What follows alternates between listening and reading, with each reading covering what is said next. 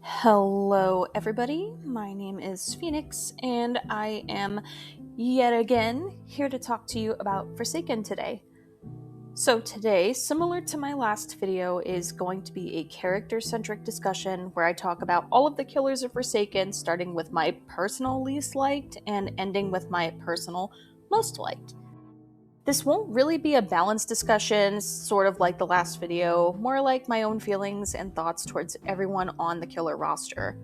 This video is going to include a lot more lore tidbits than the last. I honestly didn't even think about discussing lore very much in the Survivor video, save for a couple of exceptions.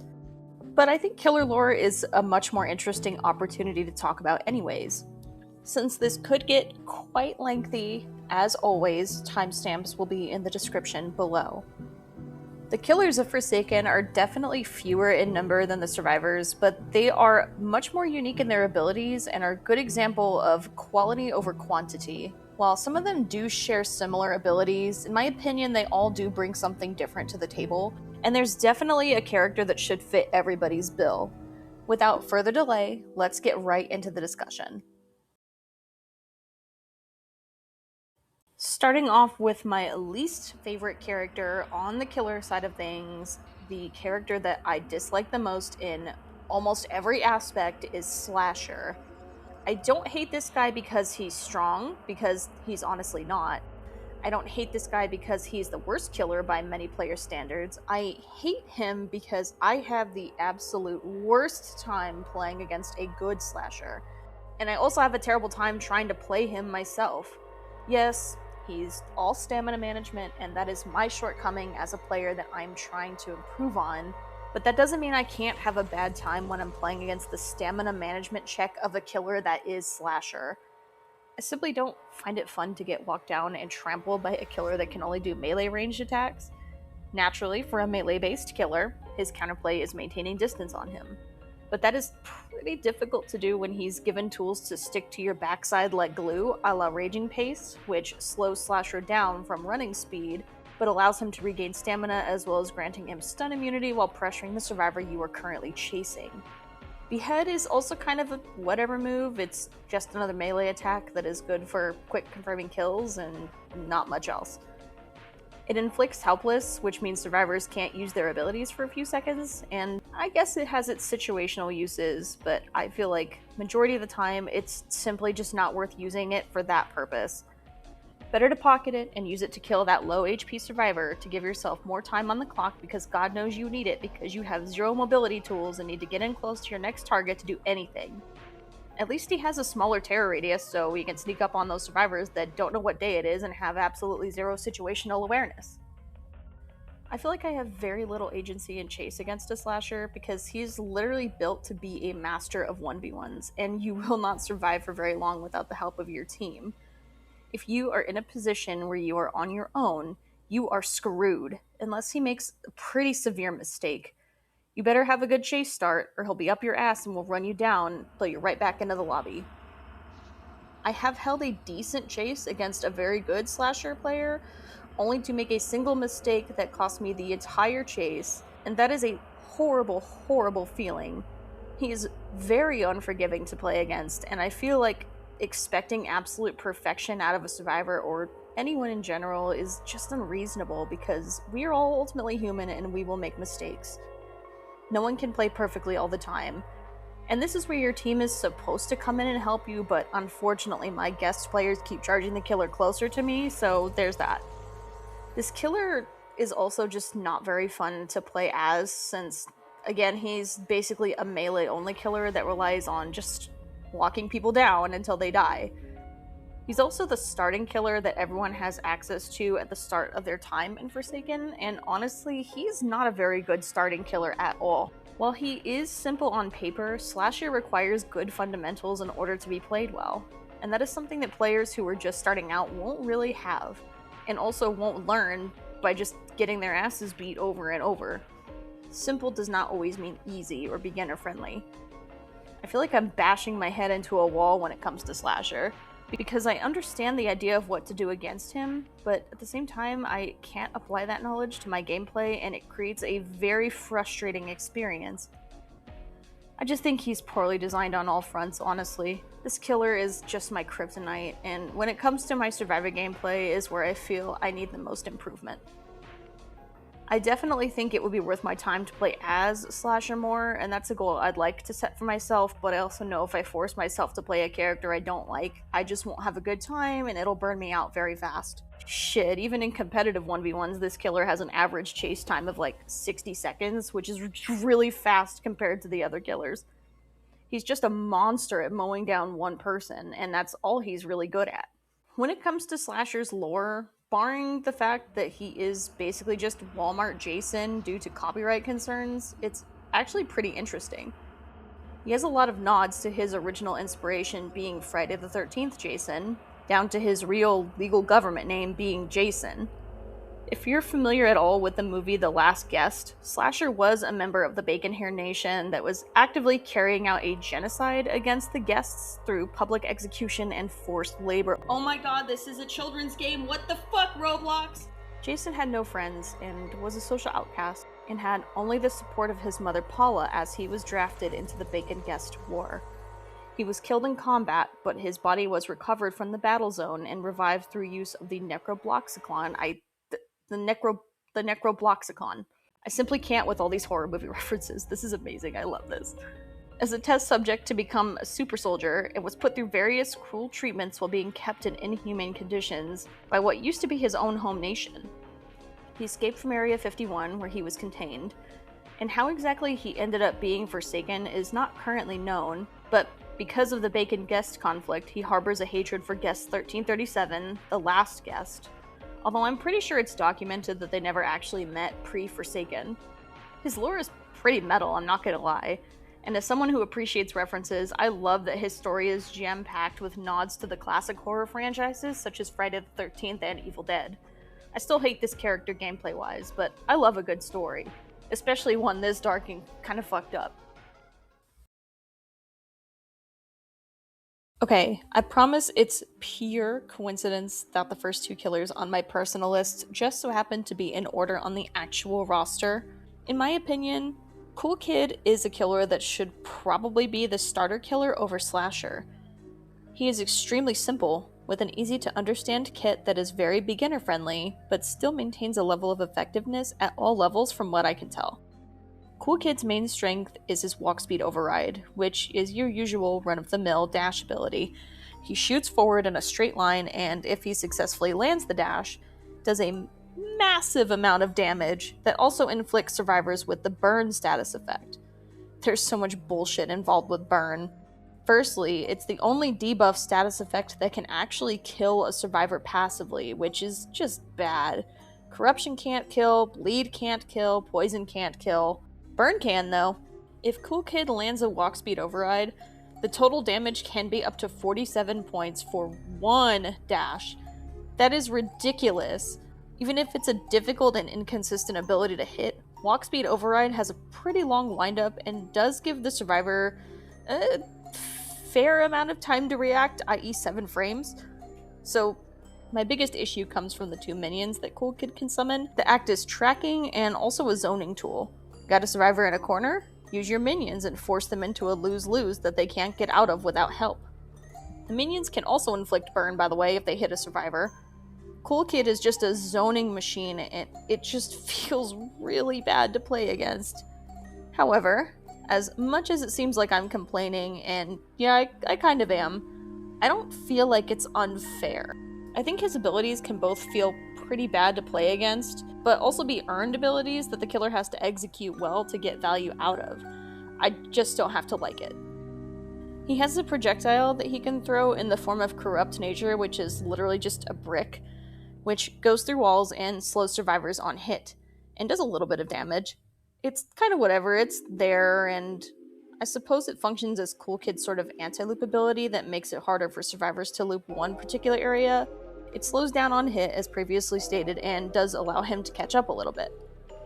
I think the burn status effect needs to be toned down, but again, I'm trying to avoid talking about balance because it's not really my place to have thoughts on balance, but I can still talk about my experience, and yeah, Cool Kid's just okay. I feel like my dislike of him has grown with time, when I really didn't mind him at first, definitely not until I started to play against actually good Cool Kid players that know how to zone and know what they're doing. Unlike Slasher, I still feel like I have a decent matchup in Chase against Cool Kid, and playing as him, landing a walk speed override, and getting a good read on a survivor is a great feeling. And yeah, as bad as it feels to play against, successfully zoning with minions is a total power trip. There is also some opportunity for skill expression with walk speed override, since it can slide off of objects on the map. Kind of like a Wesker hug tech, although it's very rare to see, it's also cool to see a killer pull this off. While he can be pretty fun to play as, I kinda dread loading in against this killer. Minions are definitely the most egregious part of his kit, and feel like they render the survivor mostly helpless if you're sandwiched in a bad position between them and the killer, and yeah, duh. The easiest counter to that is just don't get zoned, but sometimes that's easier said than done, especially during a heat of the moment kind of match. From a lore perspective, the real Cool Kid account was an alternate of a real hacker, 007 in 7, but Forsaken has twisted this into a fucked up family dynamic, and honestly, it's pretty interesting. In the lore of Forsaken, Cool Kid is the adopted son of 007 in 7, who was left on his doorstep as a baby, with a childlike mentality and tendencies, but the strength of a monster, per the wiki page. Cool Kid gets his grubby little hands on the Cool Guy panel and wreaks havoc and chaos on Robloxia.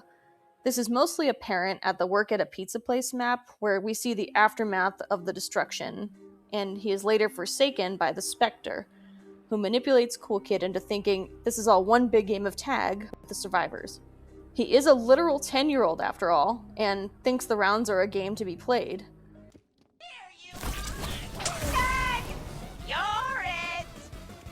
007 in 7, while kind of a negligent parent, not the best at keeping his tools out of reach of his child, did make efforts to find Cool Kid before he was forsaken himself by placing up posters and such. They also have a unique last man standing theme with each other in the form of the song Plead, which is a fan favorite amongst the community.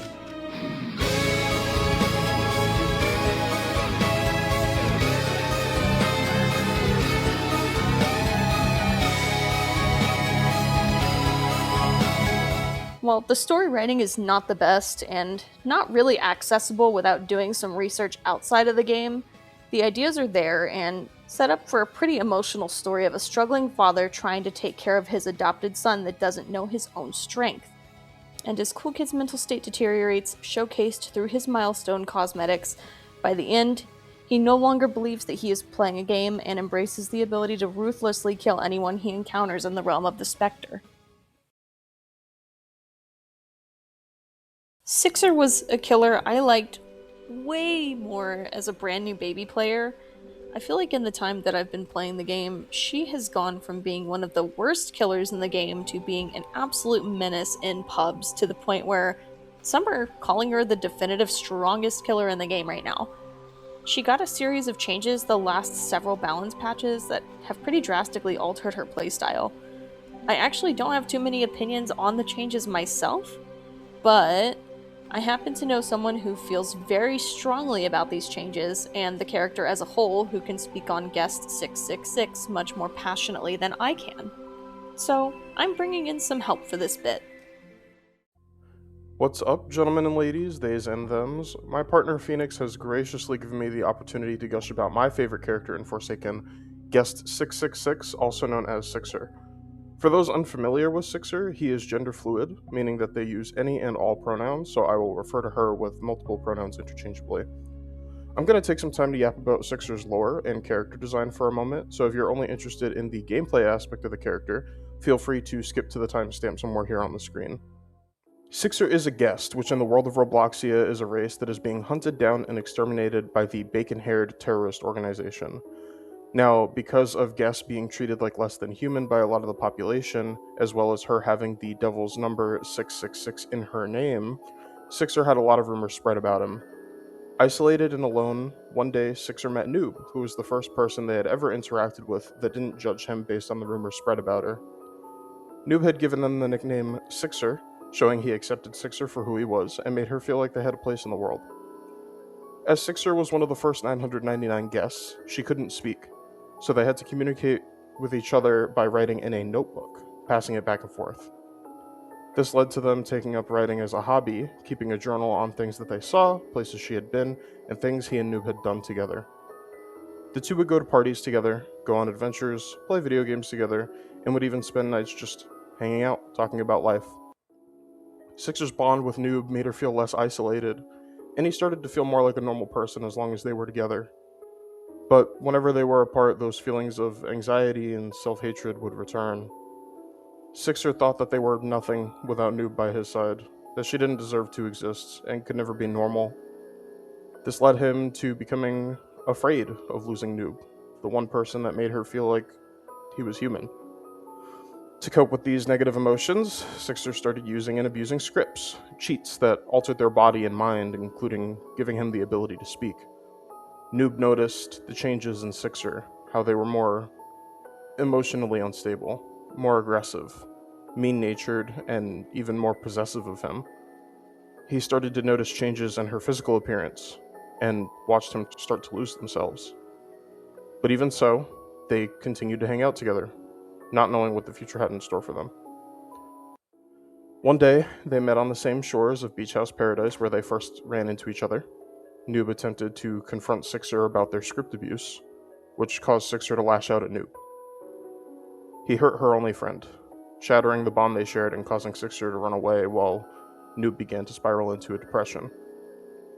Months or potentially even years later, Noob and a group of friends decided to explore a haunted mansion for fun. They split up to explore different rooms, and Noob, all alone, stumbled upon a horrifying, grotesque, devil-looking monster. The monster turned to show itself, and Noob recognized it. Recognized Sixer. She acted like an animal, running on all fours and drooling with an insatiable hunger for flesh and blood. Then the specter had taken both Noob and Guest 666 for its own, forsaken in a twisted realm of eternal suffering. In summary, Sixer's lore is one of isolation, a story where you're surrounded by blank faces and negative energy. Noob was her light in the darkness and became their obsession. Noob was so popular and beloved by everyone, while Sixer just wasn't. And so he started to resent and grow jealous of Noob. She wished it was that easy for her to make friends, for him to be and act normal like Noob did. That anger led her to use scripts, which I personally view as a stand-in for drugs and substance abuse. This scared Noob and made him want to distance himself from Sixer, but she wouldn't allow it, not without hurting him first, so that way he could feel even an ounce of the pain that they had to deal with. Sixer lost himself, and in doing so, lost her only friend, her best friend.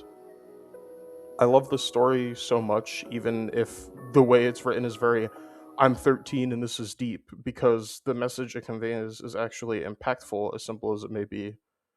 But that's enough about Sixer's lore. Let's talk about her gameplay. Sixer is a hybrid of a rushdown and snowball style killer, using his abilities to inflict hemorrhage on survivors, which removes their ability to heal until they are mended by a teammate, and causes them to drop blood orbs that Sixer can pick up.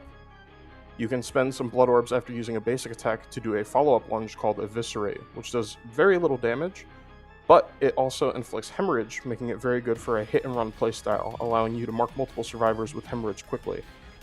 This ability basically pays for itself if you land it consistently, since they'll drop 2 blood orbs on hit. The only downside is if you miss, your move speed is reduced for 2 seconds. Eviscerate also has a cooldown, so it can't be spammed. Demonic Pursuit is a dash that can actually be aimed vertically, allowing Sixer to jump over and even on top of obstacles around the map. If you hit a survivor during your dash, the damage they take is based on how long you charge the attack for, but no matter how long it's charged, it will always inflict hemorrhage and give you some blood orbs. Infernal Cry is a projectile that can go through walls, but doesn't damage survivors. It forces their camera to face your direction, blurs their vision, reveals their aura, and causes them to drop blood orbs even if they aren't hemorrhaged. Blood Rush makes Sixer stand in place and smell the air, revealing all survivors' auras to her. The further away the survivor is from him, the longer that aura reveal lasts for. Outside of the obvious aspect of it being an indicator tool, it also activates a passive Sixer has called Manic Fixation.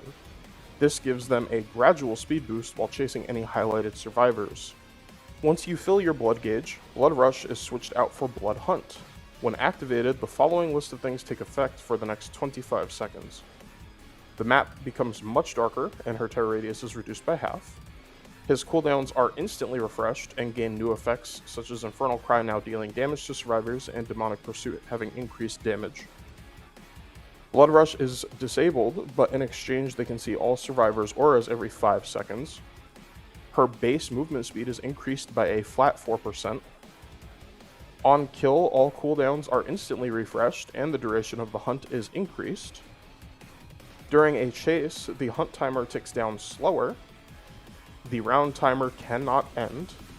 And finally, his other passive that I have neglected to mention, called Hellforged Will, has its effects amplified.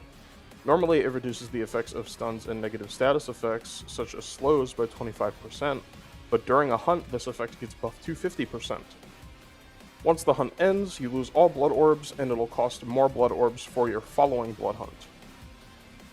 In summary, Sixer's gameplay consists of tagging a target with Hemorrhage, rotating to spread it as much as possible, and then afterwards, you can use Blood Rush to locate and close in on any faraway survivors, picking up blood orbs they dropped along the way, so that way you can use Blood Hunt to plow through teams and snowball the match out of control.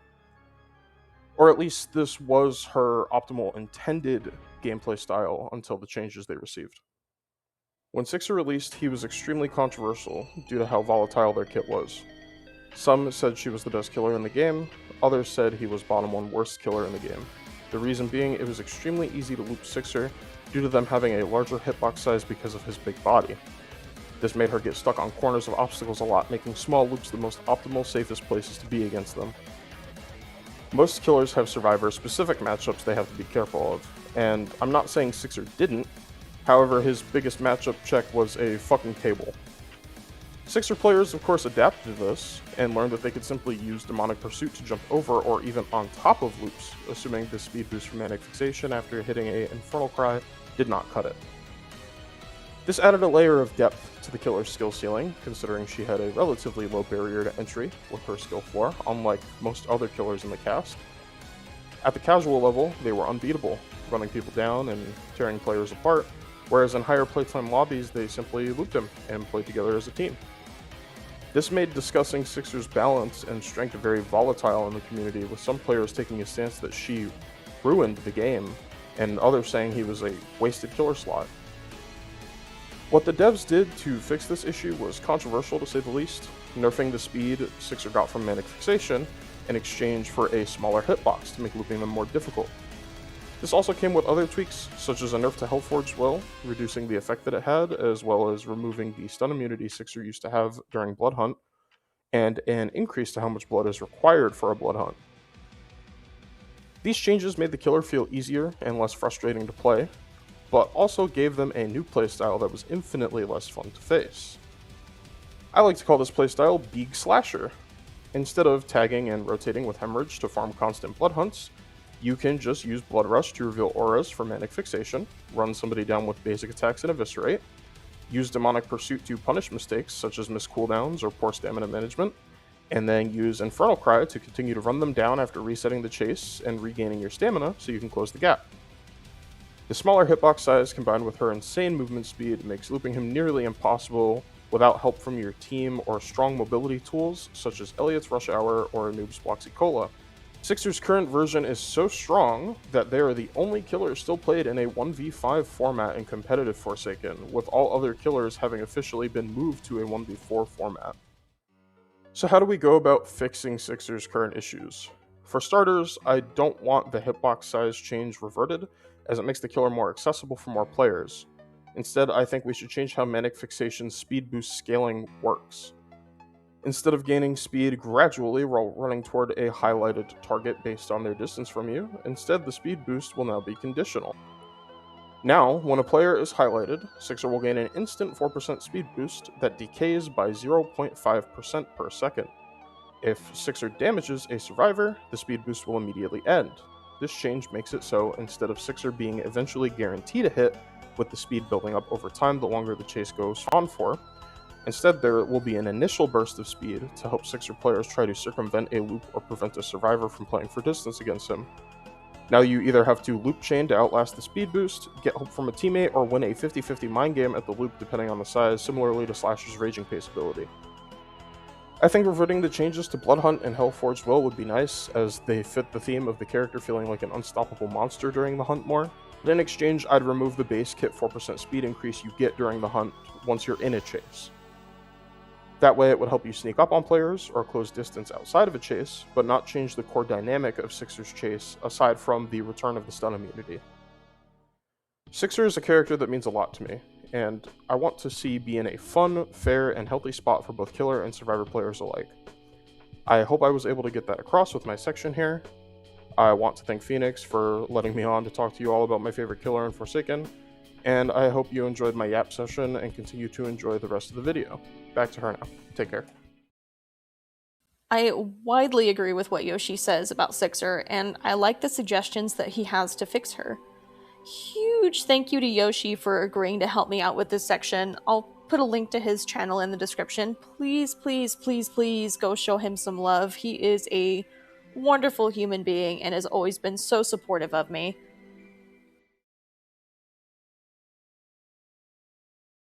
So I want to start this section off by admitting that I made a pretty critical mistake in writing this part of the script before I actually even tried to play the killer. I was going mostly off of how I feel playing against Nosferatu and also how he felt to play when he released. I did end up putting time into the killer so I could get background footage and also so I knew what the fuck I was talking about. And my opinion has actually shifted in the short time that I took to learn how to play this character on a very basic level. I thought he was very dull and boring, but actually, I quite enjoyed my time with him. His gameplay loop is not quite what I initially thought, and while I don't really feel like rewriting the entire section, take it with a grain of salt, I learned my lesson. This guy was the newest killer when I started playing Forsaken, and man have my opinions shifted as I've learned and improved at the game. When I first started, Nosferatu was beyond broken in my little baby brain. He still remains pretty low on my personal list, not because I think he's still broken, but because he's just fucking boring. He's the embodiment of ability spam, and his cooldowns are all relatively fast, so it often feels like death by 1,000 cuts. He reminds me a lot of Old Trickster and Dead by Daylight, because they both share this weird dichotomy of being very, very bad power level-wise, but also being very unfun to face. Nosferatu just has an ability for every situation and can just keep throwing random bullshit at the survivor until they die. Area denial, he can use Cataclysm to force the survivor into an unfavorable position, or they have no choice but to eat a slow and take damage. This ability has ample counterplay because of its very long wind-up and detonation time, meaning oftentimes a survivor can simply walk out of it before you have the ability to do anything. And because Nos teleports back to his original location of where he started Cataclysm, it often means free distance for the survivor. But that's okay, because he has a mobility tool in the form of Ascension. He turns into a bat and can fly around the map. This doesn't drain stamina, so he can realistically use it as a catch-up tool to close distance. And he can also dive onto a survivor, and if the hit connects, they take damage and ragdoll for a bit. But he also glows like a fucking lighthouse while he's in bat form, so anyone with a nanogram of awareness can react to the dive unless you're really engrossed in your generator puzzle. Admittedly, this has been me. I've been the filthy gin doer that got by a dive. He also has a blood hook that will grab a survivor and pull them closer to Nosferatu, while both parties have to do a little minigame, and they can also automatically take 15 damage on a hit. So even if they get distance on you, he can still land the blood hook, although it has a long-ass telegraphed wind-up, so it's super easy to dodge. Not to mention the horrible experience of playing on console and having to do the hook minigame where it makes your HUD freak out and forces you to stand in place until you fix it because you had to press up on your D-pad, and the game doesn't have the ability to distinguish between an in-game prompt and the general Roblox controls that you can't rebind for some reason. His abilities aren't very strong on their own, but they're also not very fun gameplay experience for the survivors, and it feels very much like he's just gonna nickel and dime you to death. Again, I want to reiterate that this was written before I actually put time into the killer, so Yeah, I was pretty negative about Nosferatu, but my mind has changed. I've learned my lesson. Hunter's Feast is probably one of the stronger abilities in his kit, and man, while learning how to play this guy for the sake of this video, he actually got knocked up 2 spaces because I had way more fun than I thought I would.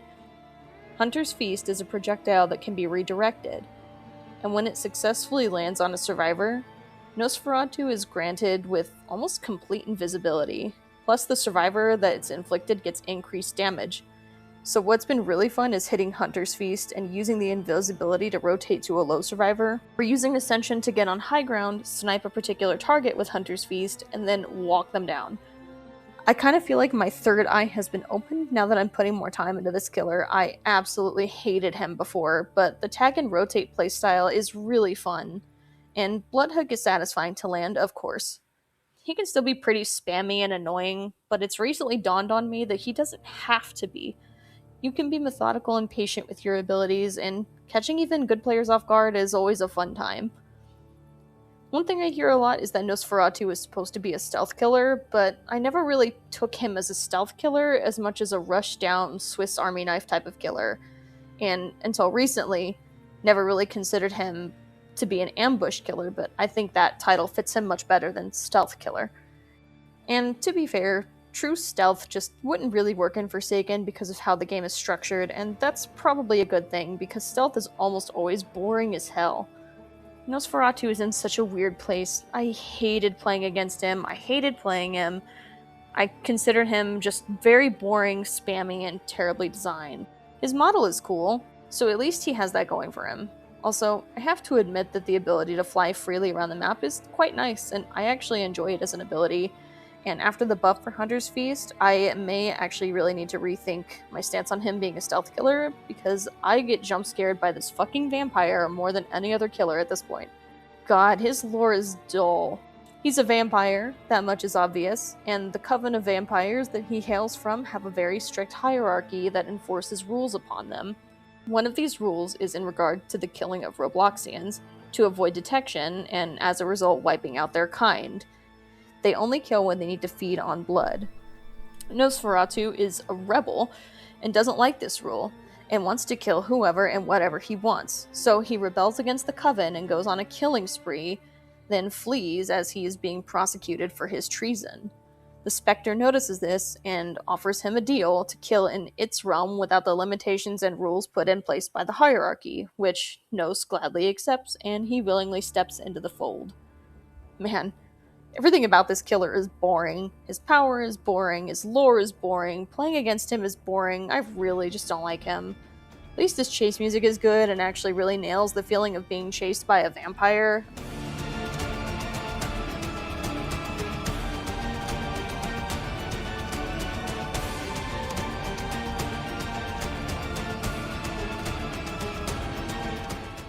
I am a sucker for pipe organs too, so I really enjoy the orchestral feeling of his chase theme. I'm so sorry for the tonal whiplash of this section, I really just didn't want to rewrite it from the ground up. I still think Nos has his issues, and he can be pretty dull to play against, especially when the player is just mindlessly spamming his abilities, but I think when you take the time to really learn his kit, he's actually pretty okay. His lore still sucks though. Noli is a killer that I have grown to like a lot over time. Initially, I had absolutely zero interest in learning him until I saw the potential of this killer in the form of Void Rush curves and Nova Star wallbangs.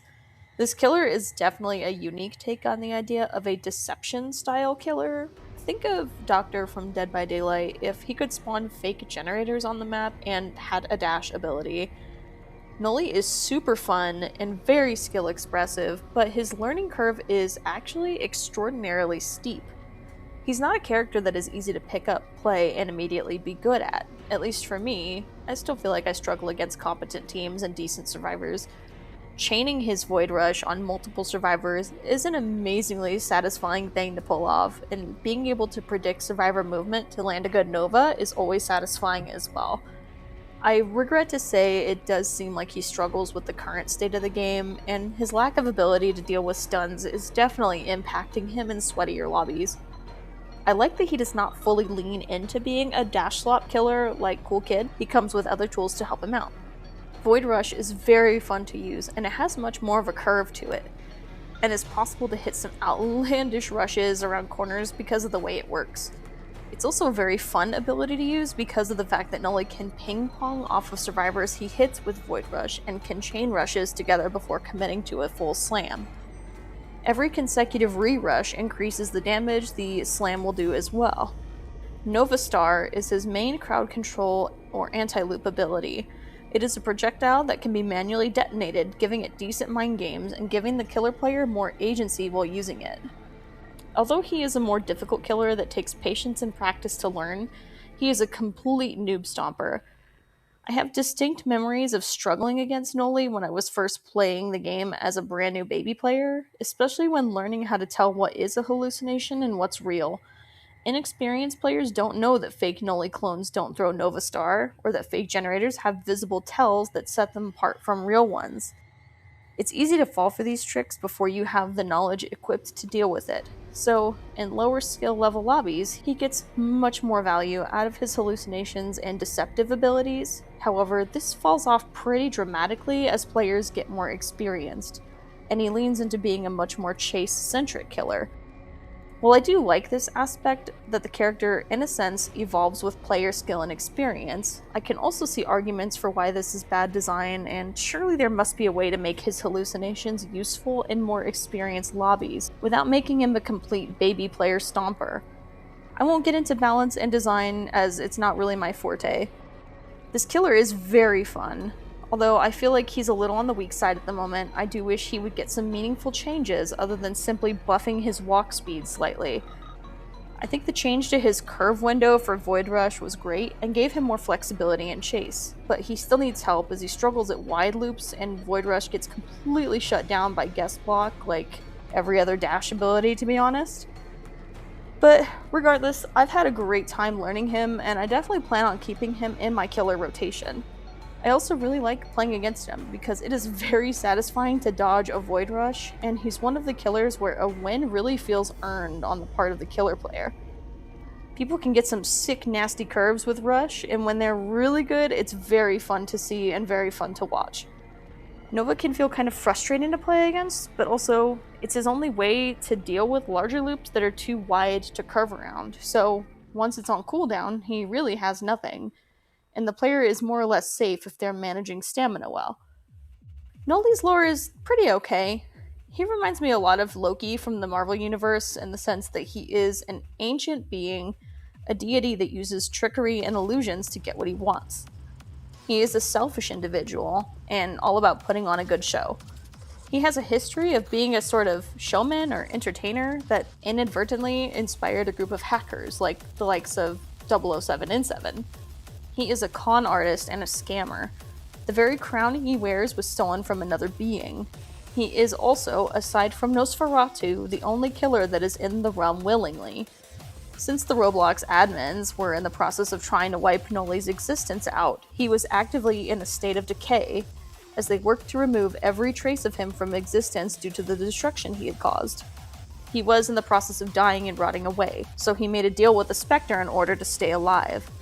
The Spectre granted him power beyond belief, and now he sees the realm as the chance to put on a show of a lifetime and perform on a stage where he is the star of his own show, mercilessly killing the survivors for the sake of entertainment.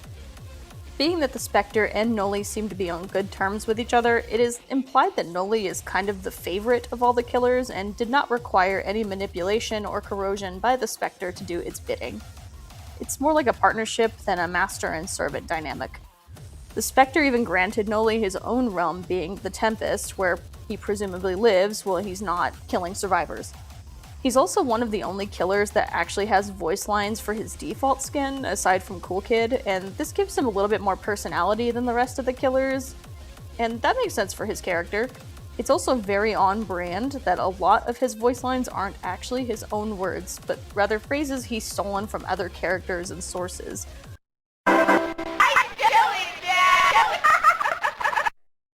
I murdered your toys as well.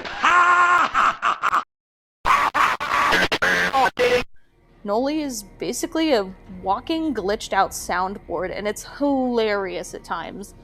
One of my personal favorites is this voice line ripped straight from Dead by Daylight's Wesker. Do you actually think you can defeat me? And another favorite of mine is this one, which has basically just become a vocal stem at this point. Are you kidding? I hate this switcher!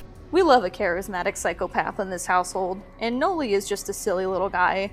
I think he's pretty neat, and he's also pretty fun to play as and play against. Although, if I have to say something negative about Noli, my god, his default chase theme is the absolute worst. It's genuinely like nails on a chalkboard.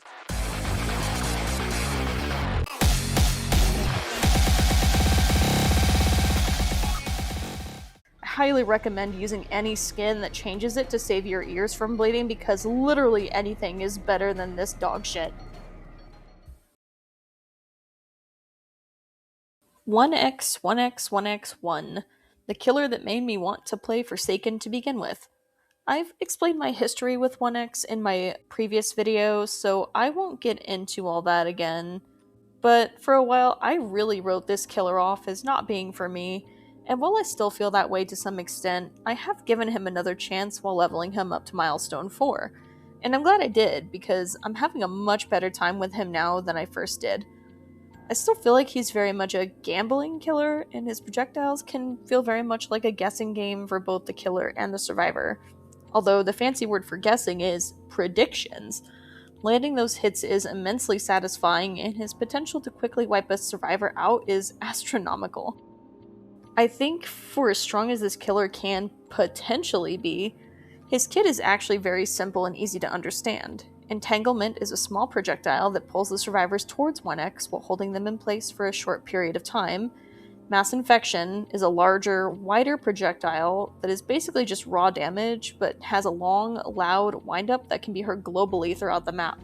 Both of these attacks inflict poison on the survivor, which does a bit of damage over time, and Glitched, which hides the survivor's health and stamina meters, or at least it's supposed to, but it is currently bugged. Survivors that have been killed can be resurrected with Rejuvenate the Rotten, spawning them back into the map as AI minions that will roam around and chase survivors that get close enough to them. They can't kill survivors directly unless that survivor is already inflicted with poison. 1x can also kill these minions himself to grant himself a speed boost. I like that he's a sort of snowball killer in this way, as you can take out the weaker players first and then resurrect them as minions that can zone and pressure the better players, forcing them into places that you can land hits with your abilities, or force them into wasting stamina and trying to get away from a minion. He grows in power as the match goes on, which fits 1x thematically too, in my opinion. If he's able to consistently land his projectiles, he can just shred through a survivor quicker than most of the other killers. While there is an element of luck to his kit, if you, in theory, are able to land every single shot that you take, this killer has the potential to be the strongest killer in the game, and that's ultimately all he is in a nutshell. Potential. His lore is pretty sick too once I looked into it a bit more, and it's cool that he has direct ties to Shedletsky to the point of having one of the coolest Last Man Standing themes to exist when they are the final two in a round.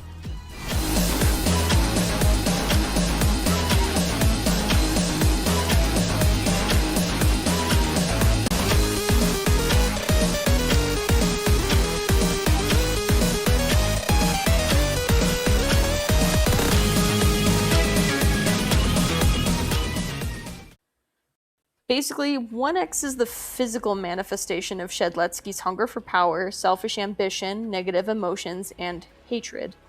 He is pure negative emotions, all crammed into a body he was forced to inhabit, resulting in the body rotting away, as it is incapable of containing a four-dimensional being. And if I may make a comparison, it reminds me a lot of the story of GLaDOS from Portal, who, like 1x, was an unwilling participant in their creation, driving them to the point of madness and bloodlust. In a way, the story of 1x, when it comes to Forsaken, is a sad story about a being that didn't ask to exist and is very unhappy, at least initially, and the story told through his milestone cosmetics tells a tale of a being that had so much loathing and hatred for life itself that he created his vessel to be in an image that was entirely his own. Sounds like another character I love to bits. He's got cool music, Cool cosmetics, cool lore, pretty cool power. Yeah, he's cool. Not to mention he has one of the most creative crossover skins that I have seen in a video game. I mentioned Limbus Company in my other video talking about my transition to Forsaken from Dead by Daylight, and while Gas Harpoon will always be my favorite, there is another crossover cosmetic from Limbus that was given to 1X, and that being Hacklord. And the way that you unlock this skin, very thematically faithful to the source material, is by killing 50 Shedletskis. It's a grindy skin, and I was so burned out by the time I unlocked it. But also, it has one of the best Last Man Standing themes if the final survivor is a Shedletsky wearing very specifically the Heartbroken skin that is a reference to Heathcliff from Limbus Company. If this very specific situation is met, you get this song as your LMS theme.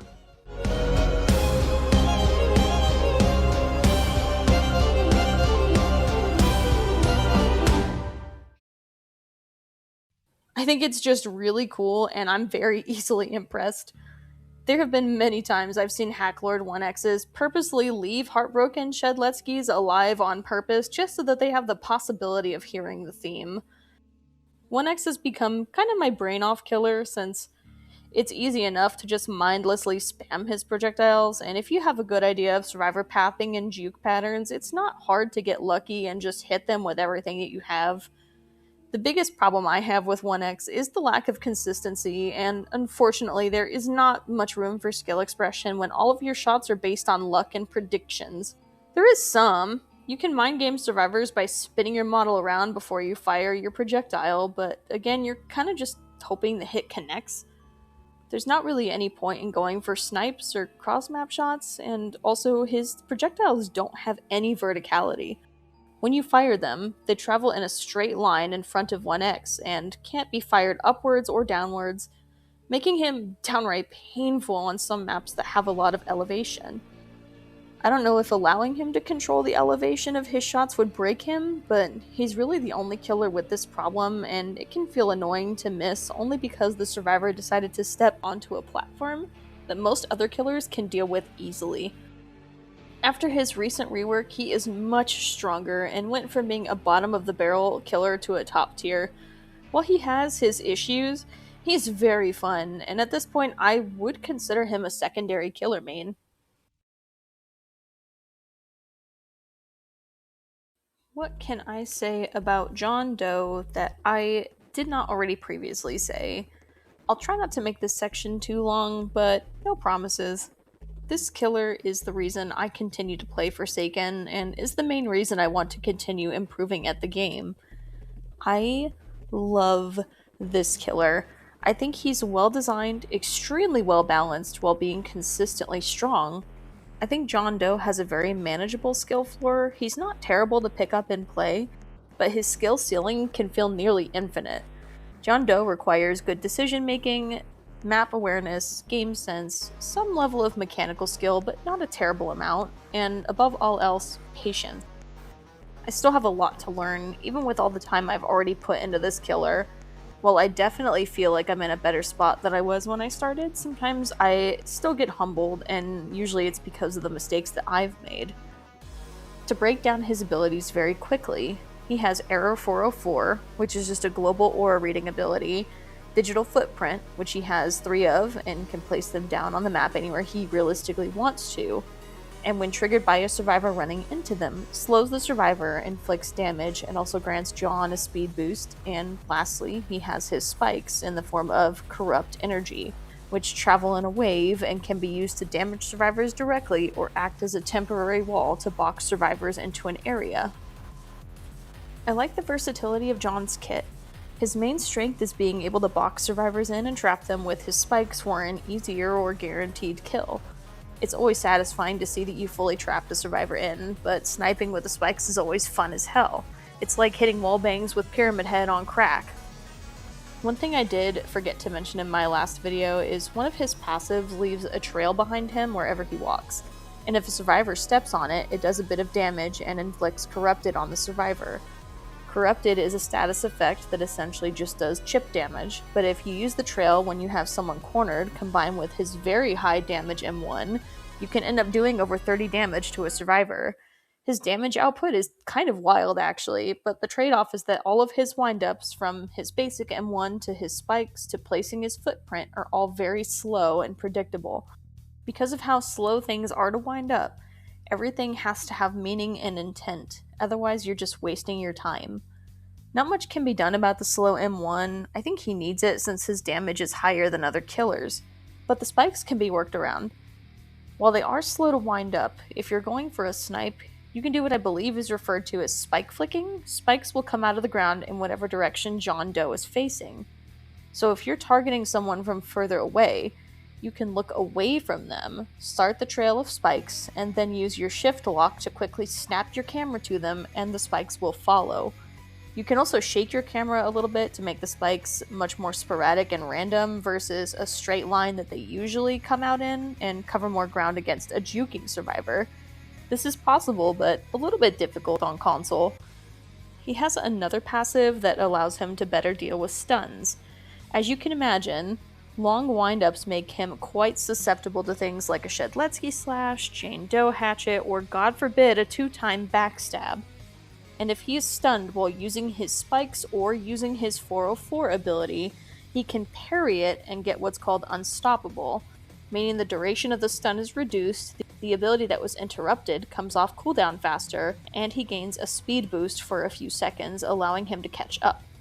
For example, Guest can very easily react block John Doe's M1. So if I have a Guest cornered, I can take a swing at him. If he react blocks, and I know he blocked it, I can immediately pop 404 if Guest tries to use his parry punch. I'll still eat the stun, but now I have a shorter stun to deal with than I otherwise would, and I have the speed to catch back up to Guest. He just has this malleable playstyle that can fit in all these different situations, and all these situations can happen within the same game. Well, at his core, he is a trapper and area denial killer, but he can also play at range with the spikes and go for snipes, or get the most out of Unstoppable and act as a sort of rushdown killer. Playing against a good John is very much a fun time. Whether they're good or bad, losing to the survivor team or lobby wiping, I can never be mad or upset about it. I love the back and forth mind games of trying to know if he's going to try to land a snipe on me, or if he's going to try to go for a cutoff. If he does cut me off, I know he earned that shit by playing 2 steps ahead of me, and yeah, I probably die, but I died to skill and genuine outplay, and I respect it. I think the most frustrating part of playing against John Doe is when a careless teammate steps into one of his footprints, and he's able to kill me easier because of the speed boost he received from across the map. Though, it's not necessarily John Doe's fault, especially if it was just a survivor not paying attention. John Doe's lore is something that I think has been done before multiple times over. It's been told by characters like William Birkin from Resident Evil. It's been told by any characters from media inflicted with a sort of zombie virus. The idea of a normal, functional person being transformed against their will into an unstoppable monster is not a new tale, but it is something I think Forsaken does well with their own version of it. John Doe, happily married to Jane Doe, was a Roblox employee who settled for a simple office job, easygoing, social, and, by the words of his wife, a sweet and caring person that would never harm a fly. Never had much ambition and was happy to settle for the life he had. Jane, however, was the opposite, ambitious, reclusive outside of her job, but very driven to find answers to the point of creating moral dilemma. John was assisting his wife with an investigation that she was carrying out mostly independently. They went to headquarters to check out a server room that was barred off from everyone, only to find it taken over by what is only described as a fungus, or the corrupted code. And it is very explicitly outlined that John was chosen, assuming by the Spectre, to be the host for this parasitic code because of his general lack of ambition and easygoing nature. He was the perfect vessel, and he was set up to become infected by the Spectre. Bear in mind, this is simply my loose interpretation of the story, based off of a document that was leaked that was created by the devs about John and Jane's lore, which is why it's a little bit more in-depth than the other killers. The notes aren't super clear about the timeline or what exactly transpired before he was Forsaken exactly, But John does not immediately become the monster he is known to be in Forsaken. It starts with a small spot on his right arm, and then general sickness, flu-like symptoms with no improvement, and he just continues to get sicker and sicker, and nothing can be done about it. He goes blind in one eye, he loses motor function in his right arm, and as the corruption grows and takes more and more control over his body, his brain function begins to falter, and behavioral changes start to occur. Jane, powerless to stop it, can only document what she is seeing her husband go through via medical journals. This is a story told through his milestones, and the most tragic part is John never fully dies during this corruption, at least not until the final stages of it. One day he just disappeared with a big smile on his face as the corruption was resetting his body to a default dummy state as it takes over his body and brain. His milestone 4 has John dressed in a tuxedo. This is his funeral. When he no longer has any brain function of his own, the parasite has fully taken over its host. Again, this is not a story that is new or revolutionary, but it certainly makes me feel unexpected feelings for Block people, and while I am conflicted about that, I also appreciate a good story, as stated before, and I never ever would have thought that Block people game would make me feel emotional attachment to characters like this. The real John Doe that the character is based off of is not nearly as sad of a story. John Doe is interesting in that he was a Roblox folklore, a creepypasta, if you will, a cryptid of sorts, kind of like Herobrine from Minecraft, that existed only as a story. There was no hacker named John Doe. It was simply a test Roblox account that the community made stories and speculation about. As someone that grew up a big fan of ghost stories, creepypastas, and all things weird and uncanny, I was very drawn to this character from the get-go, and every aspect of what he brings to Forsaken just feels like a perfect fit for me. And as of recording this, the update that introduced the Guest 1337 rework has dropped, and I now feel like I need to make an addition to this section because, as I previously mentioned, John Doe and Jane Doe's unique Last Man Standing theme, You and I, in my Survivor video, well, this update introduced a lyrical version of the song, and I was lucky enough to hear it in my first game on, and holy shit.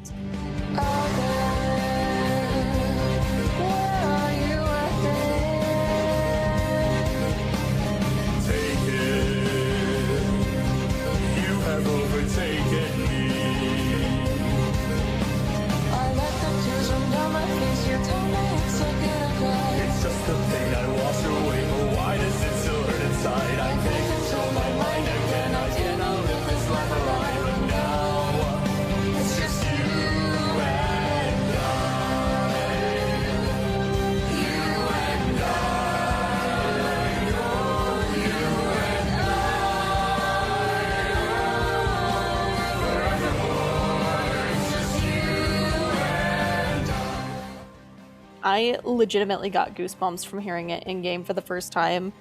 Well, from what I've gathered from the community, the change to the song was a little bit controversial. However, I have to be honest, I really like it. Do I think the song needed lyrics? No, but I'm super glad that they added it because I already have so many feelings about these two characters, and I'm maybe mildly embarrassed about it, but you know what? Fuck it. I love them. And giving their LMS song lyrics is just a fucking punch to the gut and makes me ever so slightly emotional because I get way too attached to fictional characters. Who would have ever thought that I'd find comfort characters in Roblox of all places? I do feel for the people who are upset by the change because, yeah, it's pretty jarring and I can see why some folks wouldn't like it. I think a good compromise would be to make the lyrical version exclusive to John and Jane, maybe with their Milestone 4 cosmetics, and any other cosmetics would just be the instrumental version. It would be situational, but could give both sides of the argument options and make both parties either happy or mildly annoyed. I think I've rambled on enough about John Doe, so I'll end it at that. But if you get the idea, I really like John Doe, and he, like Taff, is my ride or die character. I know this ended up being kind of a long one, so if you stuck around for the whole thing, or even if you just jumped around from timestamp to timestamp, Thank you so, so much. I have gotten so much support over the last 2 videos, and it's honestly been kind of overwhelming for me. And it's not something I expected. I did not think that my Forsaken content would be considerably more popular than my Dead by Daylight content, and it was really shocking, and honestly I am so appreciative, and it's very motivational because it makes me want to keep going and it makes me want to keep doing more.